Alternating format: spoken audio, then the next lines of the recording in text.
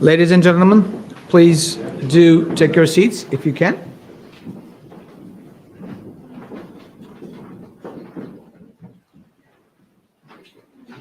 Thank you. Ladies and gentlemen, distinguished guests, welcome. My name is Balkan Devlin. I'm a senior fellow at the Macdonald-Laurier Institute, where I lead the transatlantic program. I want to take this opportunity to welcome our distinguished guest, Sviatlana Tsikhanouskaya, the national leader of Belarus and the president of the Coordination Council of Belarus. It's an honor and a pleasure to have you at the Institute, ma'am. I also would like to welcome you all, either joining here in person or online to this event. Let me say a few words about the Institute, although I will not be able to do justice to all the great works that my colleagues are doing, from domestic policy to foreign and defense policy to indigenous affairs, in a few minutes. The Macdonald-Laurier Institute is Canada's only truly national public policy think tank based in Ottawa. MLI is rigorously independent and nonpartisan, as symbolized by its name. Sir John A. Macdonald and Sir Wilfrid Laurier were two outstanding and long-serving prime ministers who represent the best of Canada's distinguished political tradition. A conservative and a liberal, an English speaker and a French speaker, each of them championed values that led to the creation of Canada and its emergence as one of the world's leading democracies, and a place where people may live in peace and freedom under the rule of law. Values and aspirations shared by many across the world, including in Belarus. The Macdonald-Laurier Institute for Public Policy exists to renew the legacy of these two towering figures of our history, and the legacy of those who had the courage and the wisdom to found Canada. We will do this by helping to make poor quality public policy in Ottawa unacceptable to Canadians and their political and opinion leaders by proposing thoughtful alternatives through nonpartisan and independent research and commentary. In other words, at the Institute, we believe ideas change the world, and we do our part to do that. We have been at the forefront in informing Canadian public discourse and public policy about authoritarian regimes' efforts, be it Russia, China, Iran, or others, to subvert our democratic institutions at home, threaten Canadian interests and our friends and allies abroad, and undermine democracy, freedom, human rights, and rule of law across the globe. This is only one small part of what we do here, but perhaps the most relevant for today's event.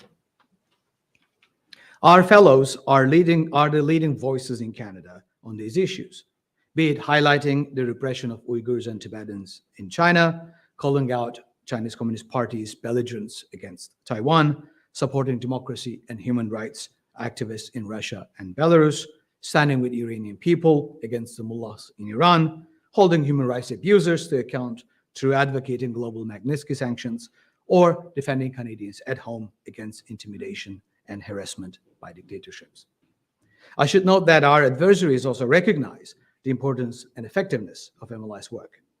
The Kremlin has sanctioned so far 8 of our senior fellows, by the last count, since the beginning of the year. In August, Kremlin also declared MLI as an undesirable organization, blacklisting the entire organization. As far as I'm aware, we are the only think tank in Canada to be included in the list, and one of only about 65 organizations worldwide. Other authoritarian regimes, such as the Chinese Communist Party, publicly attacked MLI in their statements.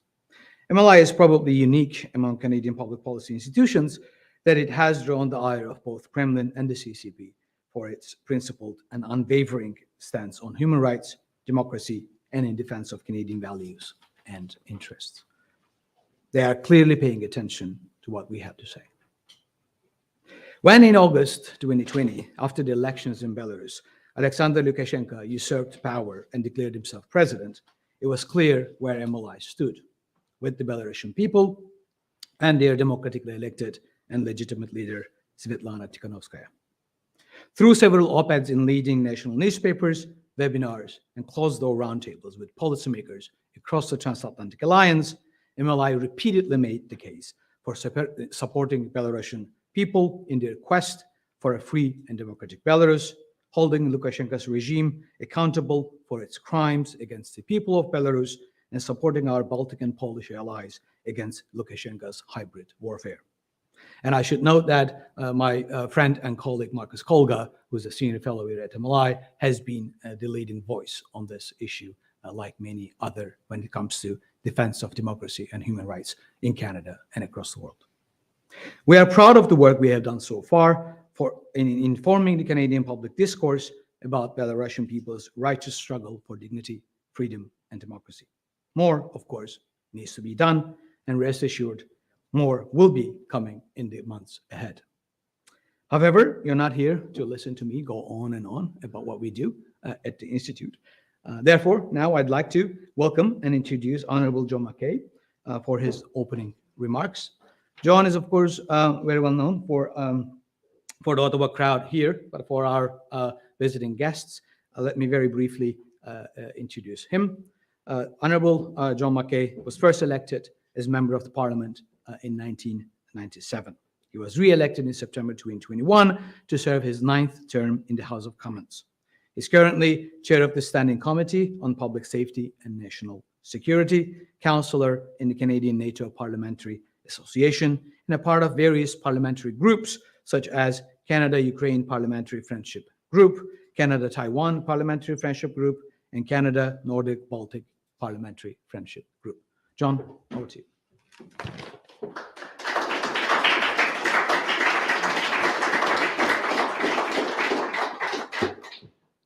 Good morning, everyone, and welcome to chilly Ottawa.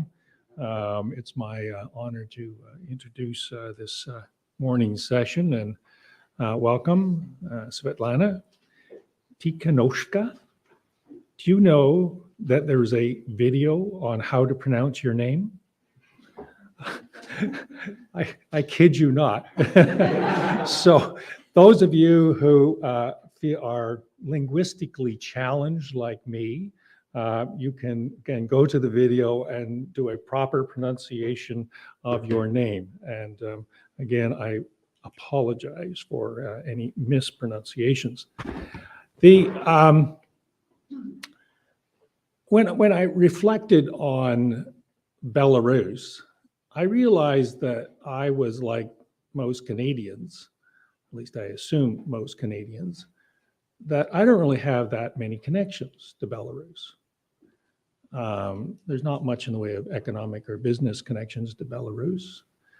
There's no significant diaspora community that I'm aware of and I should be aware of it since in my particular writing, there's pretty well every diaspora community known to mankind, but no particular diaspora community that I know about. So why, in the famous words of Henry Kissinger, that nations don't have any permanent friends, they only have interests, why should we be talking about Belarus? And what is it in Canada's interest that makes Belarus particularly significant in 2022?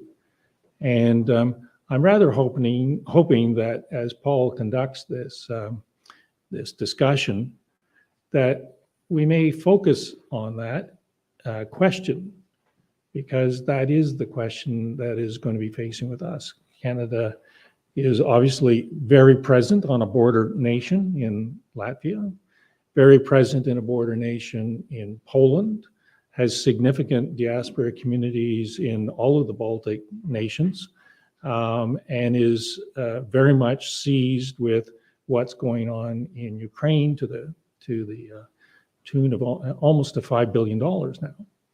And it's fairly significant commitment on the part of our nation. So as we participate this morning, I would hope that we would keep in mind the saying that I think is actually attributed to Henry Kissinger, that nations don't have permanent friends, they only have interests. So with that, do I turn it over to Paul? Is that the Or do we turn? Where do I go from here? So. I'll take over. Okay. Well, thank you, and I look forward to this morning.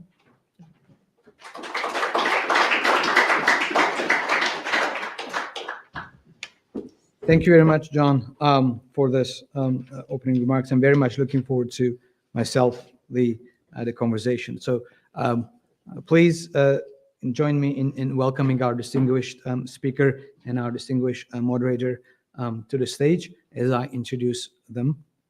Sviatlana Tsikhanouskaya is the leader of the democratic forces in Belarus who beat the autocratic president Alexander Lukashenko in a presidential election in August 9th, 2020. She entered the race after her husband was arrested for his presidential aspirations, and Lukashenko publicly dismissed her as a housewife, claiming that a woman can't become president. And that became quite clear that he was wrong, I think. After her forced exile, Tsikhanouskaya inspired unprecedented peaceful protests around Belarus, some of which numbered hundreds of thousands of people. She visited more than 20 countries, gathering support for free Belarus. She advocated for the release of almost 1,400 political prisoners and peaceful changes through a fair and free elections. Tsikhanouskaya became a symbol of peaceful struggle for democracy and female leadership. Among dozens of other distinctions, Sviatlana Tsikhanouskaya is a recipient of the Sakharov Prize awarded by the European Parliament. In 2020, Lithuanian President and Norwegian MPs nominated her for the Nobel Peace Prize. She is included in Bloomberg's top 50 most influential people, Financial Times' top 12 most influential women, and Politico's top 28 most influential Europeans. So, Madam President, please.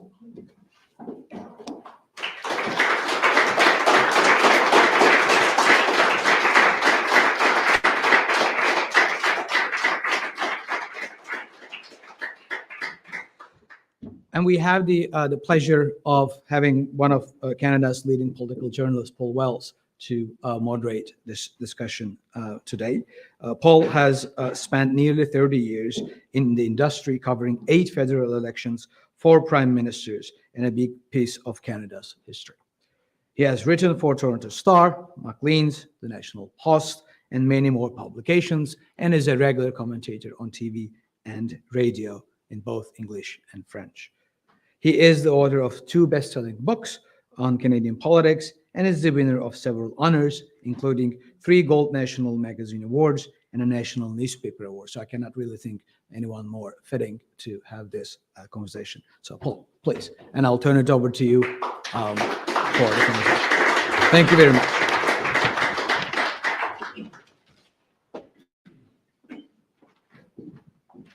This microphone now works. Okay. Thank you, Balkan, for that introduction. Thank you, John McKay, who I'm always happy to see bringing his distinctive and long-lasting contribution to Canadian politics for your opening remarks. Madam Tsikhanouskaya, thank you for taking your time and welcome to Ottawa. It's a pleasure and an honor to have you with us. John asked why Canada should have an interest in Belarus. It's a fair question. I would suggest that the answer is summed up in a report from the Washington think tank Freedom House in 2020, which is one of a series of pessimistic assessments of the state of world democracy. And the title of that report in 2020 was "A Leaderless Struggle for Democracy." And yet in 2020, 2 leaders rose, and we don't have the luxury of overlooking them. The first was Sergei Tsikhanousky, your husband, who took the grave risk of running for the presidency against a repressive regime in Belarus and was arrested 2 days after he announced his candidacy. And the second was you, who nobody expected to run for president. Let's begin by asking you about the events of the first part of 2020. What you expected the year would be like and what it turned out to be like.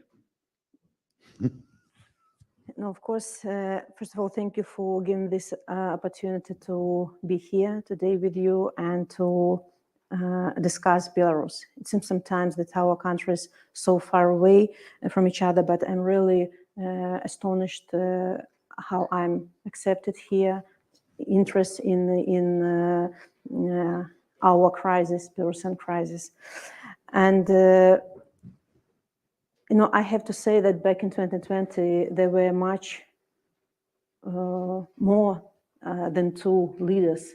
There were Masha Kolesnikova, Viktor Babarika, Veronika Tsipkala, and other people who decided to oppose to Lukashenko's regime and bring our country to changes. But of course, as for me personally, my life has changed, has turned from upside down, because I have never had political ambitions. I was ordinary, as Lukashenko called me, housewife. That's true. I was bringing up two wonderful children, and it was my husband who decided to start communicating with people, just asking them simple questions. What is your life? How do you live in Belarus? What do you think about corruption? What do you think about our political systems? And, when I decided to run instead of him, just for love to him, I didn't know what I'm going to endure, through all these months.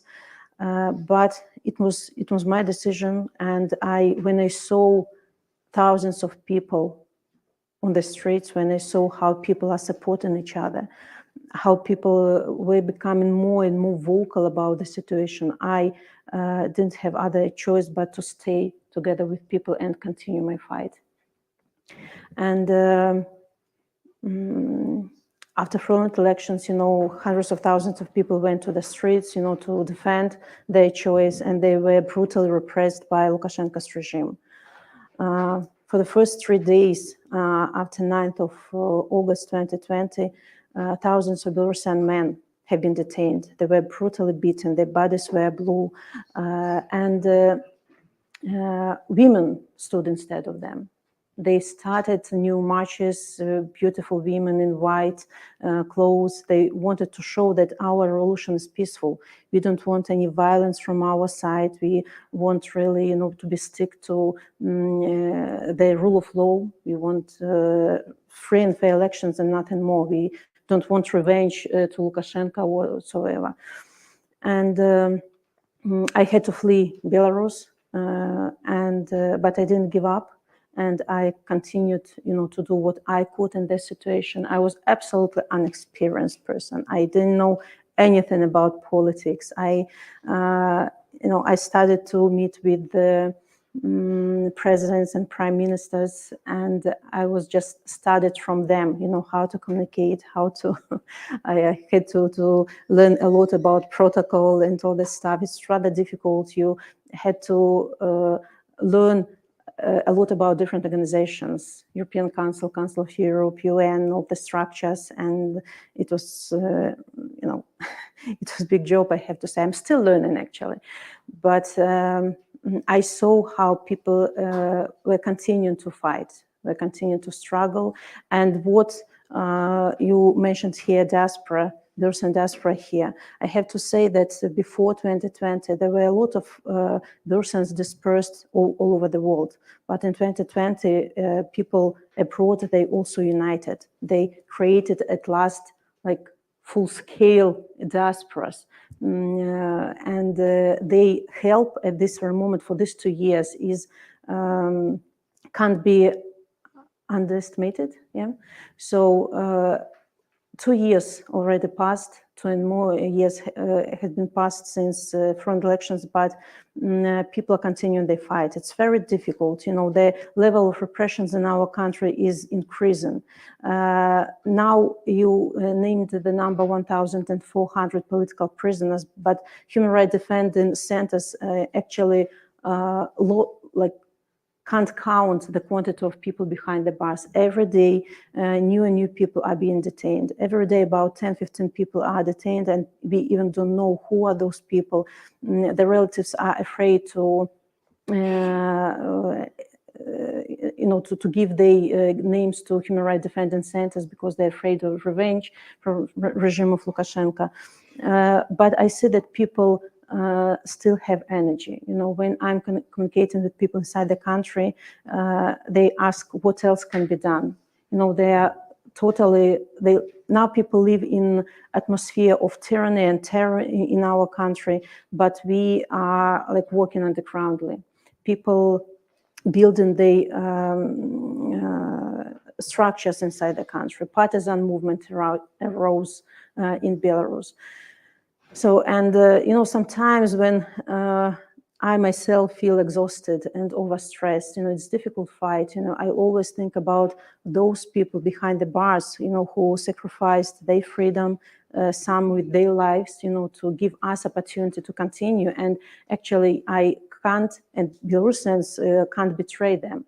And we have to raise Belarus on agenda all over the world to remind that, look, we are still there, we exist, we fighting, and I think it's moral obligation of every country to support us in this fight. And I think we'll touch further the question of war in Ukraine, but I want to once again to underline that I'm so proud of Belarusians who lived under dictatorship for 28 years, and now they are changing actually our future. There's so much in there that I want to talk about. What was it? Let's stay in 2020 for a minute. What was it like to campaign in the extraordinary circumstances of day-to-day life in Belarus? How did you carry out your campaign? Did you have advice and help from international NGOs during that campaign? And did you think you could have a victory that would be recognized by the authorities, or was that never a possibility? Okay, let's start from the beginning. There were three candidates who were like real opposing Lukashenko. It was myself instead of my husband Viktor Babarika and Valery Tsipkalo. Valery Tsipkalo had to leave Belarus. Viktor Babarika now also is in jail, and my husband is in jail. But my husband had me. Valery Tsipkalo had his wife, Veronika Tsipkalo, and Viktor Babarika had a wonderful comrade, Masha Kolesnikova. And when we understood that I was the only person who was registered in the Central Election Commission, we decided to unite our efforts, to unite people who were dedicated to one or that candidate. And it was such a good sign for Belarusian that we really can work together, that we can really unite our efforts. And many IT companies helped in our election campaign. They developed a system of alternative counting with which we had the opportunity to prove that the elections were fraudulent. We were communicating with people, asking them to be observers on this polling stations and just to count who is voting against Lukashenko or for Lukashenko. Also, we had very simple sign that a person is opposing to Lukashenko. We wear white bracelets, and it means that who is coming to a polling station with white bracelet, it means that he's opposing Lukashenko, and people just were counting. And when in the evening of the 9th of August, some polling stations showed real protocols where Lukashenko lost, it was like such an inspiration for Belarusian people. We had the opportunity to prove also with alternative election that Lukashenko is lost, and people wanted to oppose this decision of Central Election Commission to declare Lukashenko as president, and they went out to rallies. Our political program was simple. I didn't promote my ideas or ideas of my husband. We demanded that after these elections, where I was like a symbol or alternative candidate, I promised to people that I'm not going to participate in new elections. My task is to organize new, free and fair elections, ALA elections, where they can choose their candidate after all political prisoners at that moment are released. So it was rather simple, understandable for people, and that's why people also joined, people united, to oppose Lukashenko's regime. So you were the candidate of a democratic transition that would follow. Yeah, that's right. Okay. You speak very good English. You learned a lot of it in Ireland as a teenager. What was that trip about? Actually, I visited Ireland as Chernobyl child several times. We had such programs. I think that Canada also had such programs in the past. Actually, I studied English in school. I was graduated from the university as a teacher of English, but actually I haven't had opportunity to exercise my English because I was bringing up my children. But when in 2020 I had to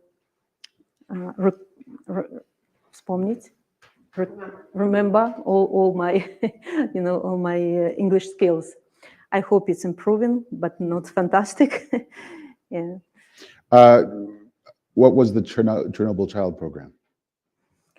It was a program when families from different countries took a child from Belarus or Ukraine from Chernobyl zone, and we spent 1 month in host families.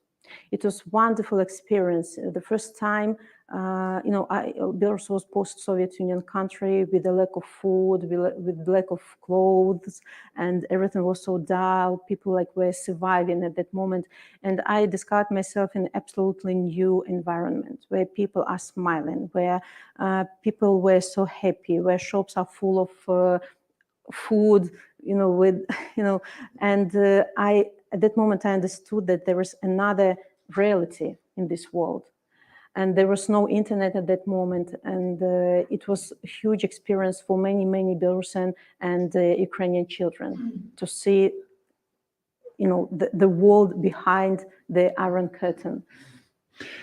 Have the former children in that program often taken on a role in the struggle for democratic reform later on in their lives, or was that not as common? And were you one of the few?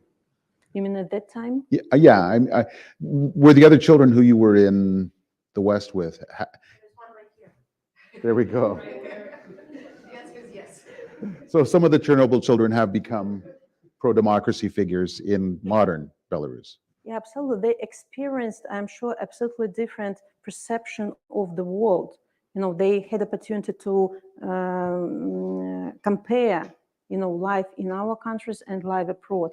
And maybe, there was a huge amount of people, actually, of children visiting different countries. Maybe it also was forming their attitude to the government, to political situation in Belarus. It wasn't very, how to say? No, I didn't think about democracy at the time. I was too young. I was studying, and all these youth problems. But I think that the internet influenced a lot on perception of Belarusians and the opportunity to travel. Because when younger generation traveled around all the countries and see how democracy works, that people are not silenced by the regime, that people happy in their countries, and they start to think, what can be done in our country, to reach the same level of life.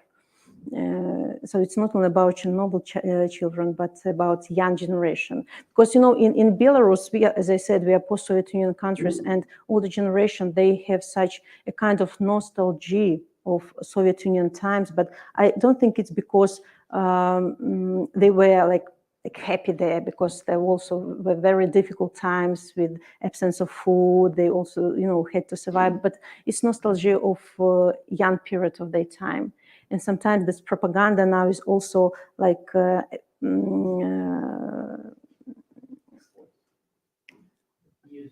use this narrative about Soviet Union. Yeah, but there was nothing good in Soviet Union times. So the election is held. Independent observers say that you are the winner, and yet you have to flee the country. and very large pro-democracy protests are crushed by the regime, and President Lukashenko starts doing the most extraordinary things, diverting civilian aircraft to land them outside Minsk so that he can have dissidents arrested, weaponizing refugees in his conflict with the European Union. Tell me a little bit about what Lukashenko has been up to recently, so that we can better understand the nature of his threat to democracy. So first of all, he's not president. Don't call him president of Belarus. You know. That's thank you for correcting me. You know, the only thing that Lukashenko managed to build in our country is his vertical of power. You know, since 1994, when he became first-time president, he dismissed parliament. He ruined institutions of power. He ruined court system in our country. Then his political opponents started to disappear. They were killed. And, you know, year after year, he seeds the sense of fear among society. And people were you know, really like thought, what can I do in this dictatorship regime? Nothing. So everybody like hid in his like shell, like living in his small world, not thinking about like Belarus, about democratic institutions and so on. Of course, there were always groups of people who were standing for democratic changes, like Nikolai Statkevich or civilians who are also jailed. Of course, now human rights defenders centers appears because after each elections we had political prisoners in our country. But in the massive, you know, people didn't think about this. You know, they lived with their own lives, and Lukashenko all these 20 years felt impunity. He never saw strong reaction from Western countries on his actions. Every time he traded with political prisoners, every time after elections sanctions have been imposed, then he traded political prisoners and he exchanged the release of them to lifting of sanctions. It was like year after year. And the same happened in 2020. He was sure that you know, the Western countries will, after some time, will start talking to him. He will sell political prisoners and so on. And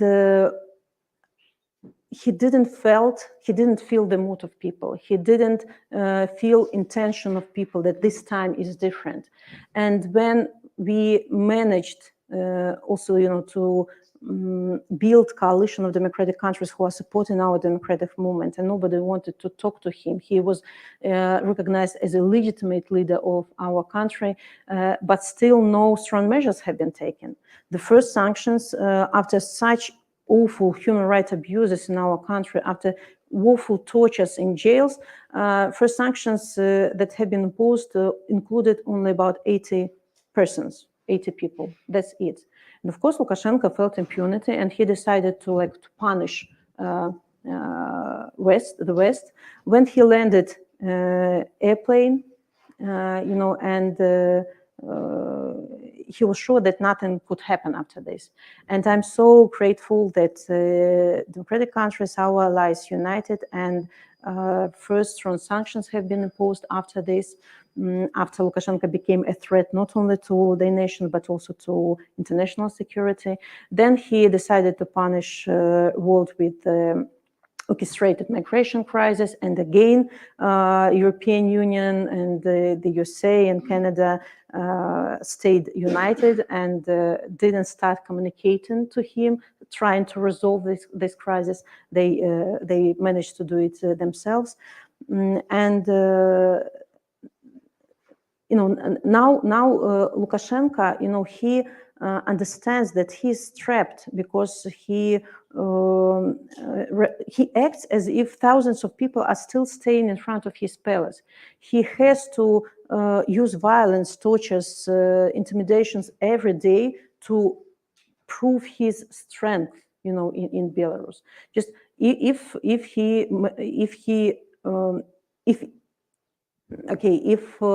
he managed to suppress people, he wouldn't need, to detain people every day. But now he knows that he didn't manage to turn this page of our history, that his crimes are not forbidden, are not forgotten by Belarusian people, and he has to strengthen even his military institutions, to scare people. And but I'm really see how democratic society, countries who are so far away from Belarus, they continue to support us. And now I even don't afraid that some deals will be made behind democratic forces' backs. Of course, the war influenced this attitude to Lukashenko, but I don't think that the world will be returned to business as usual with the dictator. I want to give you plenty of time to talk about your activities in Canada this week and your message to Canadian governments and Canadian citizens, but I have one more question about the path that you've come. You say that in the last year, 2 years, you've met many democratic leaders and heads of government, and they've given you a lot of advice. What's the best advice you've gotten?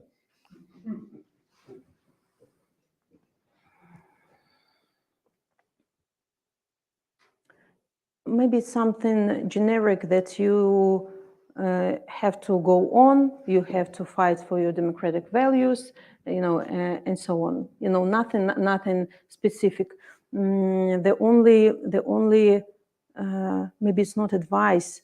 There was one person who told me, since you became a politician, you are going to be lonely, despite that you are surrounded with people. Everybody wants to talk to you, to shake hands, but you will feel such loneliness, and this is true.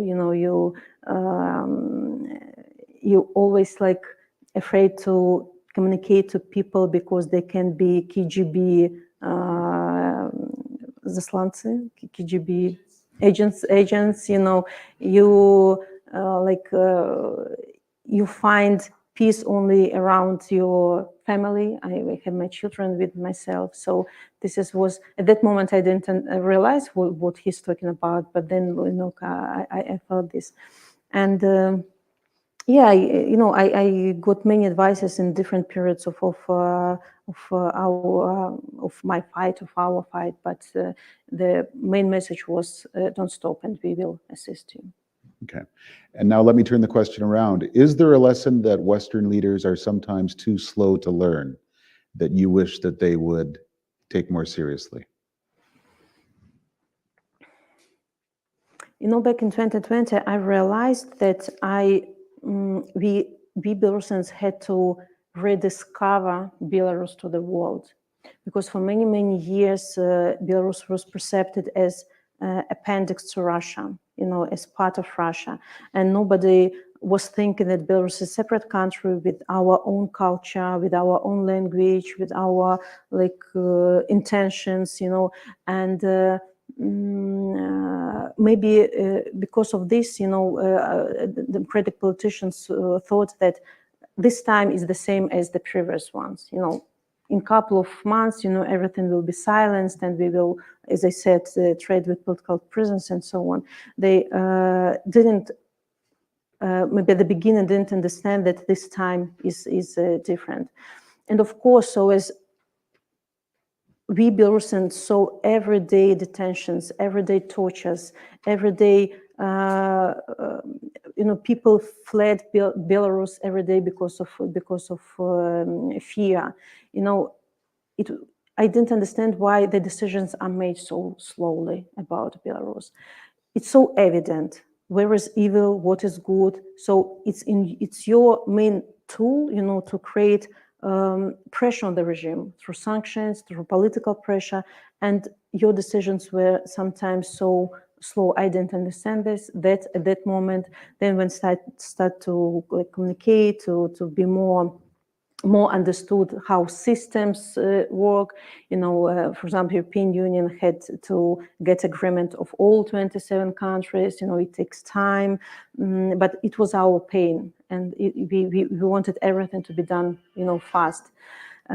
This bureaucracy, of course, it influenced a lot the speed of the decisions. But again, I'm really grateful for all the assistance, political assistance, and financial assistance Belarusian civil society is getting. And so I don't want to blame anybody. I don't want to жаловаться. I don't want to complain. Just doing our part of job. Okay. You and I were both in Halifax this weekend at the Halifax International Security Forum. 3 days of intense discussions with military and political leaders from around the world. American Defense Secretary, Canadian Defense Minister, a video message from President Zelensky in Ukraine. What observations do you have about the weekend in Halifax and the current state of the struggle for democracy? I'm glad that the world is united around these democratic values, around rule of law, and so on and so forth, that dictatorial regimes didn't manage to split this decisiveness, this unity. And, every country who is going through their path to democratic changes, all the histories are different. War in Ukraine, awful war in Ukraine, Belarus, Afghanistan, Iran, all those countries are demanding the attention. And I see that the questions are being discussed, that all these problems are paid attention by governments of strong countries, of democratic countries. And these meetings, these conferences, all the forums are important to show ordinary people that democracy can't be taken for granted. You are enjoying values, you are enjoying freedom of speech, and the people in other countries have to fight for it. And, I'm asking, I'm communicating with politicians, but through media, I'm trying to deliver a message to ordinary people that you also can make your personal input into fight with the dictators. For example, in the case of Belarus, ordinary people ask me, what can we do? We are not politicians. And I ask them, just spend 10 minutes of your life every week and send a letter to political prisoner, or donate some money to families of political prisoner, or different initiatives who are supporting fight for freedom in Belarus. So it's very important that I presented in Halifax and had opportunity to send messages about Belarus there. We didn't touch, still the war in Ukraine, but I have to say that Belarus is part of this regional crisis in Europe, and we don't want Belarus to be overlooked in this crisis. Now I see that all the attention is focused on Ukraine. We fully support this. I'm sure that all the world has to support Ukrainians in this moment, because they are not fighting only for liberation of their land. They are fighting against the cruelest dictatorship machine, like imperialistic ambition of Russia. And but I don't want Belarus to be forgotten as well. And sometimes, it's very important to remind that Belarusian regime who are participating in this war and Belarusian people who are opposing the war is like two different things. When you think that Belarus is collaborating in this war, don't think about nation. Speak about dictatorship, Lukashenko's regime. And also don't put Belarus and Russia in one basket, because we have absolutely different contexts. Today I saw the poll where it's written that 75% of Russians are supporting the war in Ukraine. in Belarus, it's absolutely vice versa. 86% of Belarusians are against participation of Belarus in this war, and you will never see this V or Z signs on the streets of our cities.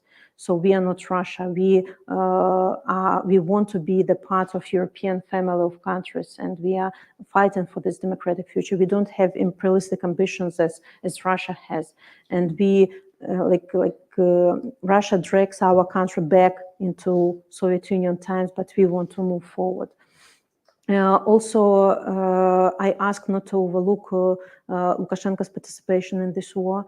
Lukashenko has to bear the full responsibility for giving our land, our infrastructure for Russian troops, for launching missiles,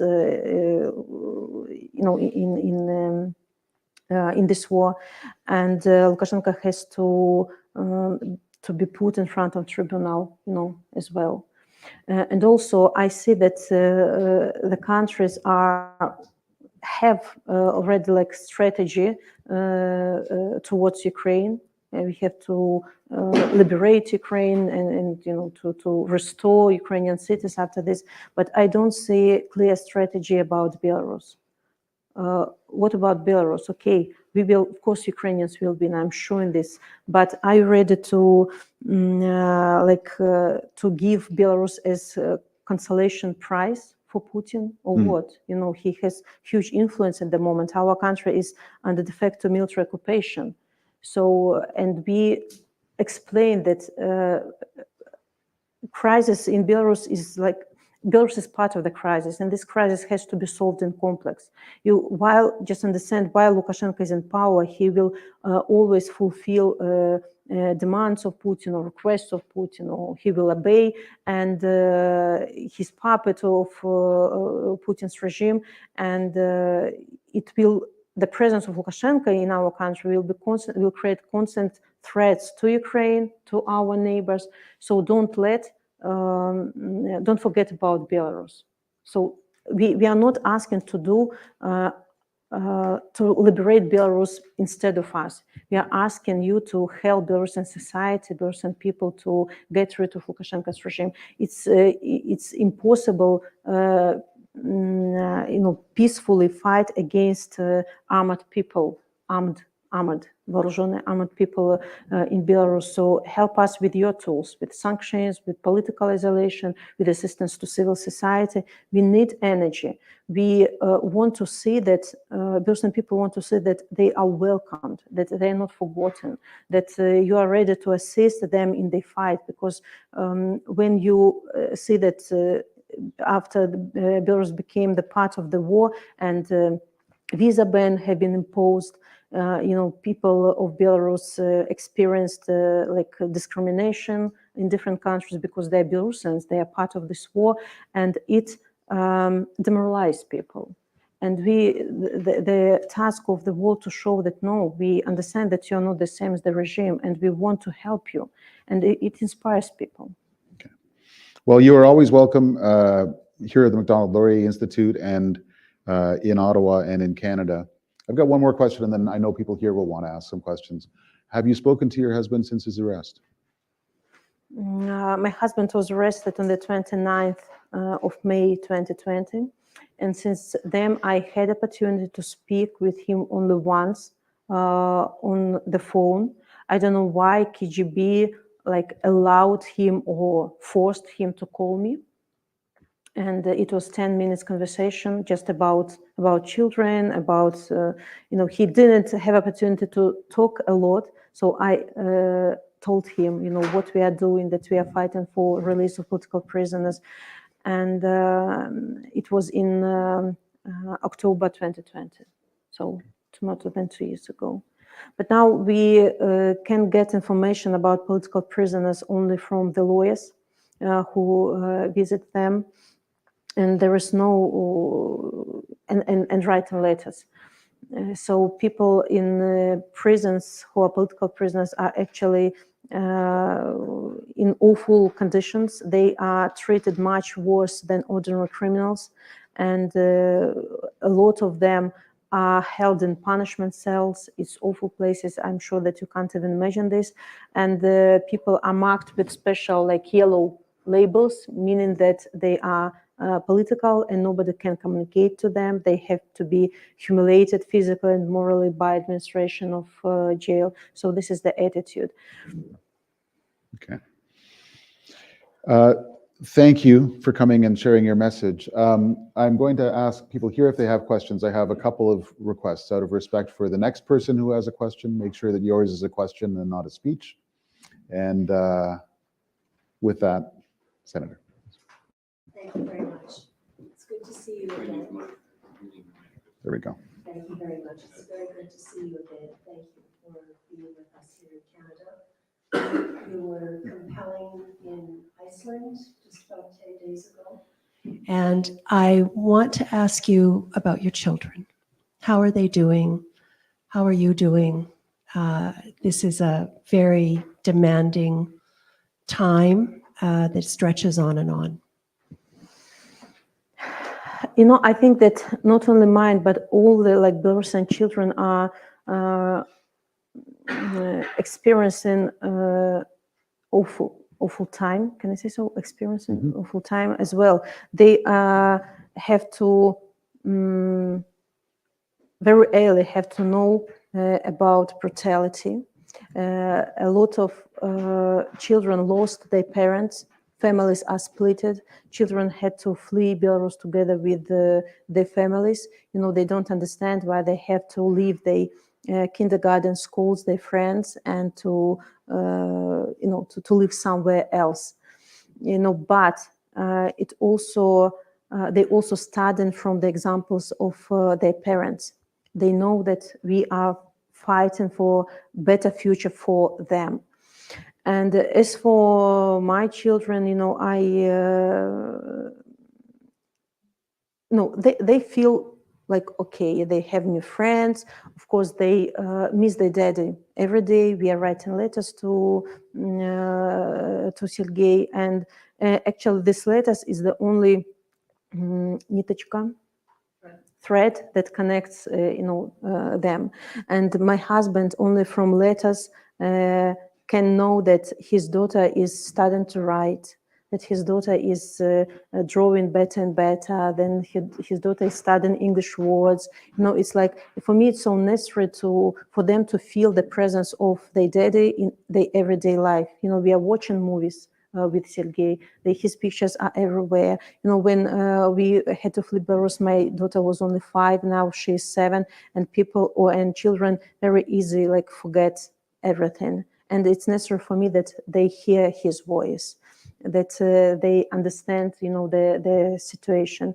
And you're asking how I am. You know, I was bringing up my children all my life, you know, and I was always considered myself to be a good mother. But when I had to fulfill this politician work and I had to travel a lot, and I spent too little time with them, and sometimes I really blame myself for that I'm not good mother anymore. But I believe that my children will forgive me for this. They know that I'm doing this for them, for their daddy, for Belarus. And but these thoughts sometimes, you know, they reach me. But look, I'm doing something bigger. You know, I did a lot for my children. So, for example, in November, I was in Vilnius only one day. But honestly speaking, I'm just maybe, my children are also not very happy when I'm at home too long. Because I'm as mother always we have to study, let's read, let's play, let's do this, you know. Кстати, я хочу наверстать упущенное, to catch up with what I hadn't done for previous days. Yeah, but you know, we will manage. Thank you. Ambassador. Jon Fredriksen, I'm the Norwegian ambassador to Canada, former ambassador to Belarus and Ukraine as well. You mentioned that the only thing Lukashenko has built up is the power vertical. But still, you also talked about the opposition that had to unite. So what are the, how united are Belarusians? What are the political differences, if any, between the different opposition groups? What are the dividing lines in Belarus? Are they generational, geographical? Can people come together? Second question, perhaps related, if Lukashenko actually tries to mobilize Belarusians in the war against Ukraine, will we see a real partisan movement in Belarus? You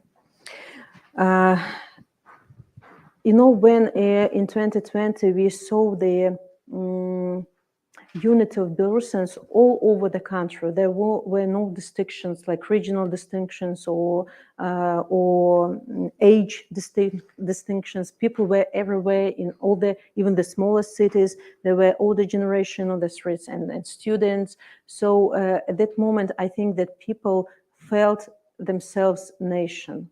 You know, they felt that they are like as one fist.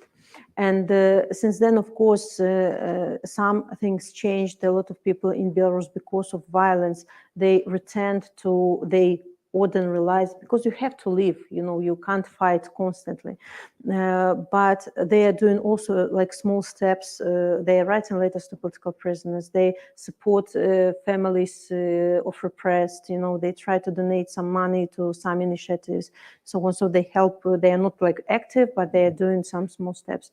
And during these 2 years, of course, Lukashenko's propaganda is trying to split democratic society. They divide people on those who fled Belarus and on those who left. They declared many people as extremists who are in jails and who fled Belarus, and they call us betrayers, you know. But Belarusian society doesn't believe these propaganda messages anymore. They saw each other in 2020, and it was enough, you know, to continue their fight. So I wouldn't say that there is distinction between people now.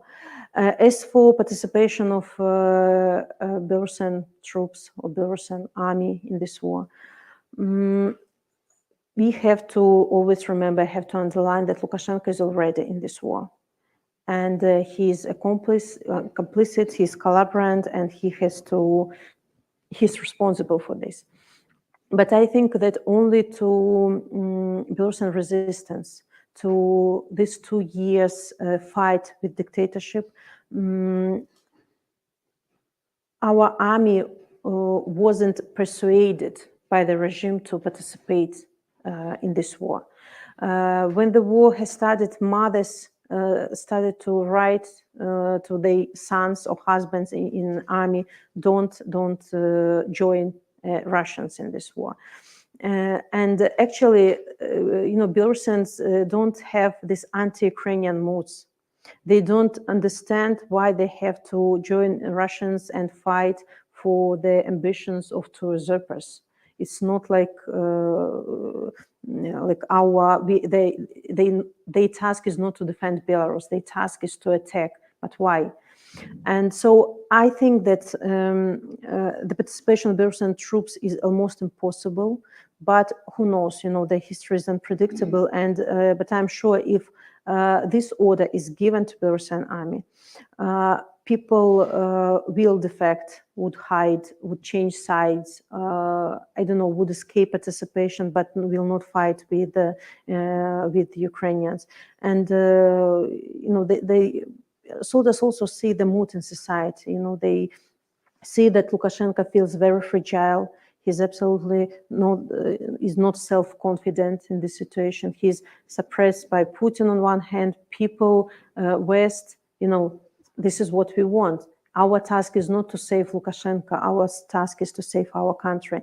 And Lukashenko is trading with our independence in the moment, you know, giving more and more opportunities for Russians to feel host on our land.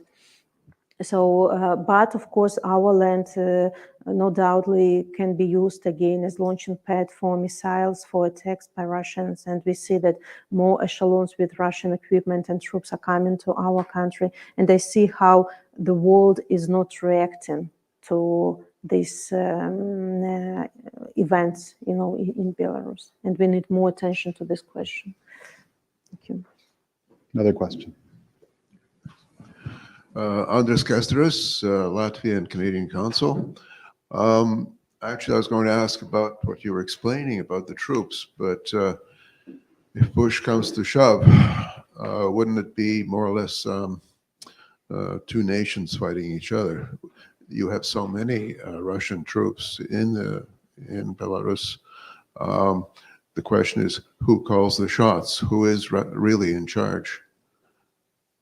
Where do the orders come from? I'm sure that now Lukashenko in Belarus controls only violence, controls only fear. His task is to scare people, to ruin everything alive, to suppress all the voices in Belarus, to create political desert in our country. I'm sure that he's not controlling the presence of military troops, of Russian military troops in Belarus, or these trainings in our country, deployment of tanks, of missiles. He just has to agree with the decisions that are made in Kremlin. I see two more questions here and behind, and then that will probably be enough for this session. There is a reception afterwards, so. Hello, I'm Susanna Goshko. I'm the British High Commissioner. Thank you for coming to talk to us today. It's an incredible story of bravery and courage. You've talked a bit about what individuals can do to help. Could you say a little more about what you think governments can be doing? Those governments who really want to see democracy flourish in Belarus. What more should we be thinking about to support your efforts? Thank you. If I could add to this question. Sure. Okay. And then one final one after she answers. Yeah, Yes. just a short addition to the question. I'm ambassador of Lithuania here in Ottawa. What are your expectations with regard to your visit to Canada, to Ottawa? What are you expecting from your meetings with Canadian counterparts?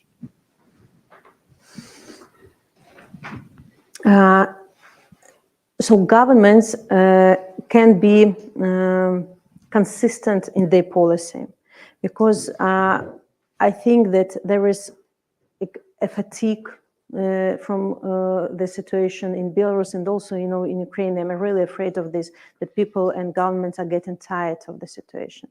So we need decisiveness, we need consistency in their policy towards our country. It's such an temptation to lift sanctions, to continue trading, to buy potash from Belarus. But this is the question: what is more important for you, human rights, freedom, democracy, or just business? So I'm asking to continue this two-sided approach towards Belarus. Work out on joint US, UK, Canada, and European Union sanctions against Lukashenko's regime, and moreover, what's necessary to close loopholes that have been left after last sanctions. Because, from a side, maybe it seems that sanctions are tough enough, but Lukashenko can easily use Russia or Kazakhstan or other countries to circumvent the sanctions, and he can trade easily with sanctions goods. Also, political isolation, to deprive right of Lukashenko's regime representatives to participate in international organizations, because they abuse these platforms. They lie to people, they lie to diplomats, and just like UN, OSCE, Council of Europe. Actually, recently, unprecedented thing happened in Council of Europe. Council of Europe decided not to have any contacts with Lukashenko's regime, but to work with democratic forces, and they installed contact group where people from democratic movement are working with the diplomats from Council of Europe. And so this example can be spread further and be взят на вооружение. And used and used by other organizations. So most possible pressure on Lukashenko's regime, but simultaneously assistance to people. We need assistance to media to counter Russian and Belarusian propaganda, because they are spreading this narrative that Ukrainians are our enemies, that Ukrainians want to bomb us, that Western countries are rotten, that and the Belarus is the only island of stability in our region, and we have to show the truth to people. Also, we. As you know, for human rights defender centers, it's so important to support those who are in prisons, to have opportunity to show in different countries what's going on in Belarus. Human rights defenders are doing this rather well, but they need constant support and assistance. Also, after the war has started, a lot of Belarusian men went to Ukraine to fight on the side of Ukrainians. So assistance to military volunteers is very important for Belarusian battalion. So I think that Canada is appropriate place to ask for warm clothes and shoes for our volunteers, and also for non-lethal equipment, for medical assistance, for people inside the country or in Ukraine. Also, what else can be done on political level? Now, more and more countries are refusing to communicate with the regime, but communicate with democratic forces. And we are situated in Lithuania. I'm situated in Lithuania. By the way, I'm so grateful to you for hosting millions of Belarusian people, the same as Poland, Latvia, Estonia, all the Baltic countries. And if Canada, for example, I know that next winter, next year, I suppose, Canadian ambassador is going to be sent to Lithuania. And if in the mandate of this ambassador also will be communicating with democratic forces of Belarus, it also will be of huge help to us, because we see that when there is no person connecting our countries, the governments or parliaments lose the feeling of understanding, what's going on. As we had special envoy from the USA, and Estonia now is sending special envoy to democratic forces. So these are moments, and of course keep Belarusian agenda. Always when you speaking about human rights, about war in Ukraine, about nuclear weapon threats, invite Belarusian experts, specialists, people from democratic movement to any discussions. We need to have voice in all possible organizations for the world not to forget about us. One last question. Then. Thank you. My name is David Slin. I had the interesting experience of being a language student in Minsk as far back as 1979. When there was another form of dictatorship which were crushing the interests and aspirations of the Belarusian people. I'm now working with a Toronto-based not-for-profit called Digital Public Square. Madam, you're doing an amazing job, superhuman job in keeping the Belarusian flag flying outside the country. But I'd like to ask a question about the situation inside the country. Dictators maintain control through security organs and through controlling the communication channels. And that's certainly true in Belarus today. I was just wondering about the morale of the people, the morale of your supporters. Late summer, fall 2020, alas, is long gone when there were people on the streets. What is the morale of the people? How do you maintain their momentum? And how do you communicate with them in this digital age? Thank you. Of course, since 2020, gradually people's mood is changing. But their intention, to fight for free and democratic Belarus is not decreasing.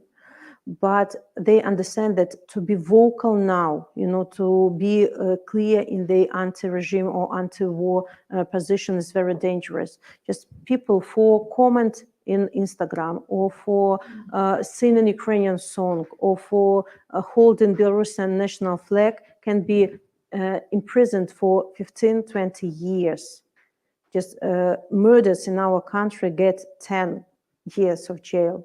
My husband got 18, Masha Kolesnikova got 11 years. So when you becoming like enemy to this regime, you are in real danger. And the regime, of course, he's keeping people in stress. Regime ruined all the alternative media in our country, and they had to relocate and to broadcast from exile. And Lukashenko, what he did, he declared all the alternative media as extremists. And if you are watching YouTube of this media or reading Telegram channels or watching Instagram, you are kidnapped, and they check your mobile and see that you're subscribed to some of these channels, it's also like considered to be treason of the government. And also it's you will be detained for years in jail. So total fear in the country, but I know that energy is in people.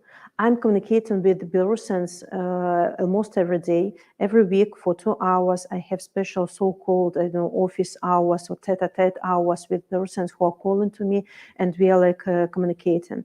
And people, don't say me that, oh, we don't want to fight anymore, we are so tired. What else can be done? Insecurity, like undergroundly, but what else can we do? So people now, it's like people live in a safe mode.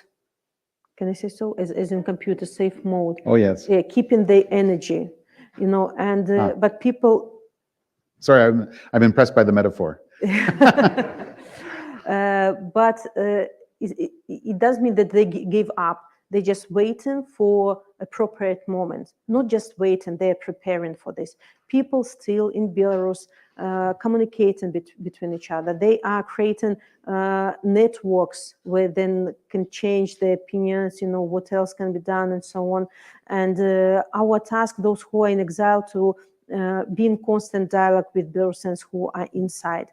We don't want to be in our exile bubble, to solve international problems and so on. Our task is to help those who are in Belarus to keep their energy.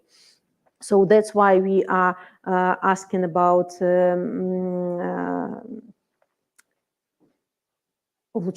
improvement of visa issuing to Belarusian people, of opportunities to study in universities, in Western universities, to give opportunity for people to have plan B. They are there, principally want to stay, but just in case they might be detained, they can flee Belarus. So as I said, regime is every day constantly trying to split people, to persuade that you failed, nobody needs you, we have forgotten about you already, we live in our blossom in Belarus. But people don't believe this anymore. People, as I said, saw each other in 2020 and see this solidarity and support every day. So of course people are not positive now, but people are keeping this fire inside themselves. And now when they're watching war in Ukraine and understand that the fates of Belarus and Ukraine are intertwined, interdependent, they're trying to help Ukrainians as much as they can, with partisan movement, with with small acts of disobedience, in Belarus, because we understand that when the Ukrainians win, it will be window of opportunities for Belarusian people as well, and we are preparing for this moment. We have such organization called by Paul. It is consisted of military special forces who defected in 2020. And they are creating, they are working on so-called victory plan. When we feel this moment of the most weakness of Lukashenko, their task will be to block all the military institutions. When people will go to the streets, there will be nobody to beat them, to kidnap them. So we are preparing, we are working, but we need the world to see us, to follow our fight, and to help us. It's extremely difficult, to not to be exhausted at this very moment. And every sign of solidarity, every Belarusian flag on the meeting, every tweet about political prisoner, every letter to them, every assistance to our cultural actors, everything is important. Maybe it seems so tiny for you, what will I change with my letter to political prisoner? It changes a lot because people see this and we feel that we have this assistance, that we are not alone, and just to see like a lighthouse, ahead of us. I'm sorry. It's not COVID. Sviatlana Tsikhanouskaya, thank you for your time. Thank you for your message. Thank you for your inspiring example and for reminding us of the work that we all have to do as citizens in free societies. There's a reception afterwards where this conversation can continue. Thanks to our hosts at the Macdonald-Laurier Institute for making so many conversations like this possible. Have a very good day. Thank you.